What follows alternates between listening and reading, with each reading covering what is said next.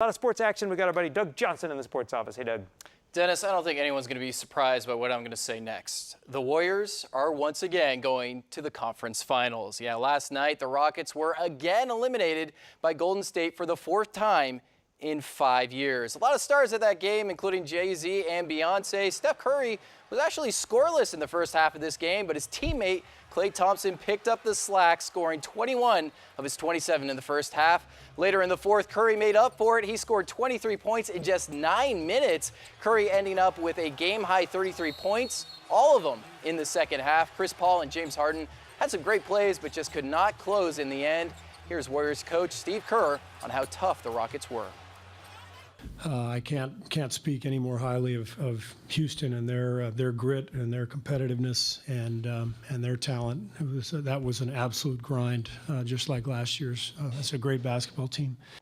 Meanwhile, Kevin Durant could not be in Houston because he's getting treatment on his strained right calf. But take a look at this photo KD sent out on Instagram where he wrote, quote, "Way to close out, #DubNation." The Warriors will face the winner of the first of 2 Game 7s happening tomorrow. Golden State plays either the Trailblazers or the Nuggets, who are both playing in Denver tomorrow afternoon at 12:30. Then at 4 o'clock our time, the 76ers will play in Toronto against the Raptors. Winner of that game goes on to play the Milwaukee Bucks. Well, last month we told you that Luke Walton left the Lakers to come coach here in Sacramento and to coach the Kings. Well, now we know who will be replacing Walton in Los Angeles. ESPN is reporting former Orlando Magic and Indiana Pacers coach Frank Vogel has been offered the Lakers head coaching job. And according to sources, the Lakers are also planning to pair Vogel with Jason Kidd as assistant coach, reports say. The Lakers GM has spent the past few days asking those who have worked with both Vogel and Kidd about how they believe those two would complement each other on a Lakers coaching staff. We'll see how they work with LeBron James and Lonzo Ball, but apparently Kidd does have a very strong relationship with James. All right, coming up, the A's have a crazy ending to their game. I'll explain what happened. Sports continues up after the break. Stick around. The Amgen Tour of California is back in Sacramento for the 14th consecutive year. The event starts tomorrow at noon, and there will be 19 men's teams and 16 women's teams. The race has 7 stages. The first starts at 2:15 with the men's race, and that one starts and finishes at the state capitol with racers heading out to Winners, and then coming back to the finish line at L and 11th Streets in downtown Sacramento. Stage 2 on Monday has the racers heading from Rancho Cordova up to South Lake Tahoe. Then Stage 3 on Tuesday starts in Stockton, goes over Mount Hamilton, through San Jose, and eventually ends up in Morgan Hill. With 700 miles of scenic roads, this is one of the most beautiful races in the world, and many in the cycling community are thrilled to be here, including Team USA's Alex Hoen. I think I was training and I got a call from my director or something. I just pulled over and stopped and was just almost in tears, and just how excited I was to come here. In the NHL playoffs, the Sharks hosted the St. Louis Blues in Game 1 of the Western Conference Finals. Opening the double doors tonight was none other than Oakland A's Hall of Famer Reggie Jackson. Sharks get their first goal within 4 minutes of the puck dropping. Lindquist with the cross to Logan Couture. But soon after, Jaden Schwartz on the Blues answers back, tie game.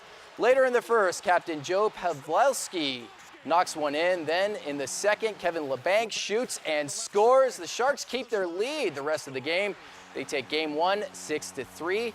Here's Sharks goaltender Martin Jones. It was a good game, start to finish. I thought our third was probably our best, and they had a good push with 6 skaters on the ice, but we did a really good job defending in the third, which was great. And the Sharks win Game 1 in the series for the 3rd time this playoff run.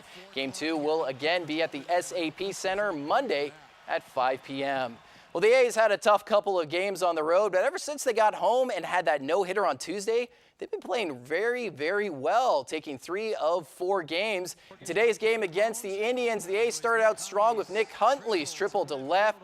A's leading the game 2-1 all the way into the 9th, but then at the top of the 9th, center fielder Martin hits it into the gap in left field. That sends Jordan Luplow home to tie the game at 2 apiece. San Francisco Lindor knocks one into the gap in right field, setting up the runners on the corners, but the Indians do not take advantage. Bottom of the ninth, A.J. Cole walks Matt Olson, setting up the leadoff runner, and then Kendrys Morales has a nice base hit into center field, further advancing the runners. Then Raymond Laureano with a pop-up drops in between 3 Indian players. Yeah, take a look at this. Miscommunication much? And that ends it. A walk-off pop-up ends this game. A's win it 3-2. Not an ending you see often in baseball.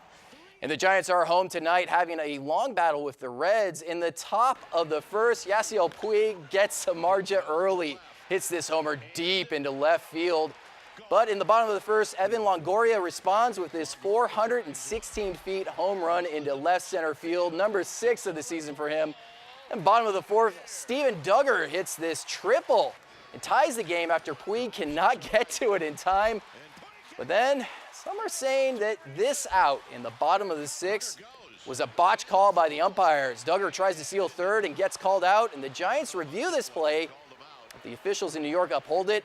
Eventually, Reds score again in the 7th. Giants lose 5-4, but Giants skipper Bruce Bochy did not agree with the call from New York.